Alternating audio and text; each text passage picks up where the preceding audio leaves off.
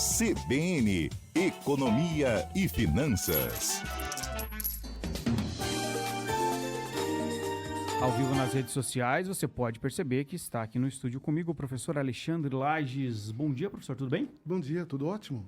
Tudo animado e a taxa Selic segue no 10,50. O pessoal tá louco aí. O que aconteceu na reunião do Copom de ontem? O que a gente pode trazer de análise sobre isso? Bom, nós tivemos a manutenção, da taxa de juros em 10,50. O mercado inteiro, todo mundo esperava que isso fosse acontecer. Já foi interrompido a tendência de queda da taxa de juros no encontro antes desse, da reunião do Copom, e já se sabia que isso ia acontecer, até porque a previsão para finalizar o ano é de 10,50. Então não se espera uma queda, principalmente nos 3 próximos... Até o final do ano é para ter essa manutenção. Exatamente. Então são 3 encontros ainda, são de 45 a 45 dias que se encontram, e a previsão é que isso se mantenha. Houve até um aumento de tom, alguns analistas falando até de um possível aumento, mas não é o que se espera a economia no geral, porque os motivos pelos quais se mantiveram são técnicos, Em relação a isso, o que faz com que a taxa não possa ter redução? Existiria uma possibilidade de baixar, ou nesse momento a conjuntura nossa política, ela indica que tem que ficar em 10,5? Pois é, tudo começou, tem até uma história sobre isso, com a declaração do governo dizendo que vai agora buscar a meta fiscal, tentando acalmar o mercado. O mercado não comprou a ideia porque não acredita muito mais. Então, as bolsas, dólar, nada teve efeito com essas declarações do governo. Depois teve uma segunda declaração, aquela de novo de colocar o Banco Central numa posição de rivalidade, de certa forma, dizendo que como que não pode baixar a taxa de juros, quer dizer que o brasileiro não pode estar bem empregado, ter um salário bom, até porque o desemprego saiu o último indicador de uma taxa de 6,9% de desemprego, quer dizer, bem baixa. Então, quer dizer, o Brasil não pode crescer, não pode ter emprego, é isso que está acontecendo? Jogando para a plateia, vamos dizer assim, Mas o Banco Central decidiu, de forma unânime de novo, mostrando que não tem nada a ver com a questão política, essencialmente técnica, de novo, mostrando a questão externa, em relação aos Estados Unidos, que não baixa a taxa de juros, embora os Estados Unidos agora, a novidade é essa, sinalizou uma queda futura aí na taxa de juros, podendo dar uma abertura maior para a nossa economia, Só que o problema nosso é que a gente estava só ancorado nessa questão externa e na questão do superávit interno, e da inflação também. Mas agora, com o dólar, e o dólar entra como um componente a mais aí, que está nos distanciando dessa questão, inclusive externa. Lá tem um certo otimismo e aqui a gente não tem mais, porque com o dólar no patamar que está, a inflação fica pressionada. E a gente está tentando buscar a meta do ano, E já os indicativos da semana é que essa meta aumentou. Então, é uma questão de atingir a meta de inflação. Para o pessoal que está nos ouvindo entender, se porventura tivesse dado a louca aí no pessoal, loucura doida, e tivessem baixado a taxa de juros para 10, para 9,50, o que isso impactaria? A gente teria aí a possibilidade de um aumento de preços, uma inflação que aumentasse?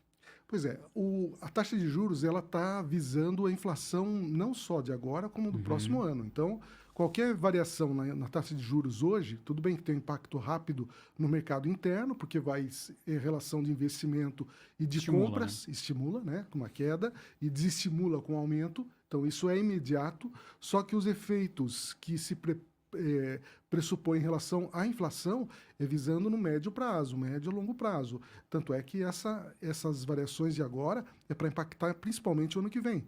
Aquele delay que a gente sempre fala aí de 6 meses. Então, esse efeito de uma redução ou aumento do Copom, ele vai ser sentido muito mais forte daqui a 6 meses. Mas é evidente que tem um efeito prático em relação a investimento, consumo, crescimento econômico, PIB. Inclusive, o PIB pode ser maior ou menor dependendo da taxa de juros, a média aí que se espera para o ano é de 3%, a média global de PIB. O Brasil já estava achando que chegaria a esse valor. Só que agora com a Selic não descendo, as previsões são cada vez menores de aquecimento econômico. Há correntes que criticam a não redução da taxa porque indicam que ela tem um interesse de investidores, ela ser mantida alta, porque muitos investimentos estão atrelados à taxa Selic. Então, se a taxa Selic baixa de 10,5 para 10, o rendimento do investimento ele é menor. O que existe nisso? Há possibilidade de uma pressão nesse sentido? Perde-se muito investimento quem está investindo hoje pela taxa Selic e não por algum outro componente prefixado ou IPCA mais um valor? O que influencia? Depende do investidor. Se o investidor está apostando Só em juros, é evidente que para ele é a torcida de que os juros continue alto ou até aumente. Né?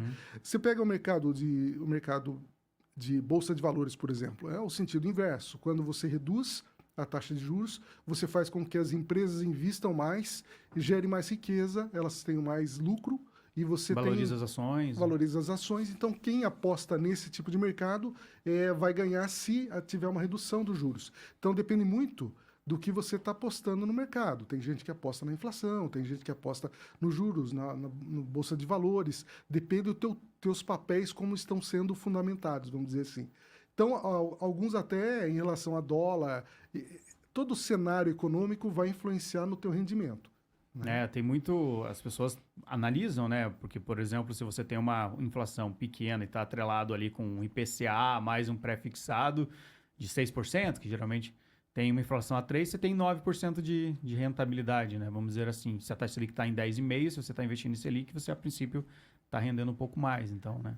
São apostas, né? Sim, sim. A inflação... Tem que diversificar o investimento, né? A inflação estando baixa, você tem ganhos, né? Sim. E você tendo uma inflação maior, por isso a meta de inflação é tão importante, não adianta onde você colocar o teu dinheiro, ele vai ser comido pela inflação. Então, quando você tem essa disputa, essa briga, essa tentativa de a gente diminuir a inflação, é um ganho que todo mundo vai ter, porque o teu rendimento vai descontar a inflação do período, né? Então, isso é muito relativo em relação à questão econômica, crescimento, etc. E para diminuição de vulnerabilidade social e para as pessoas que têm menos poder de investimento, a inflação menor é o melhor dos cenários, né?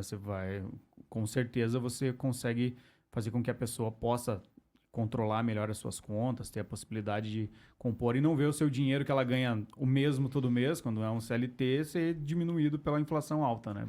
E tem o perfil também, né? Tem gente que tem um perfil mais conservador, tem mais arrojado. Isso é muito individual, né? Tem gente que gosta de correr riscos e acredita que vale a pena, né?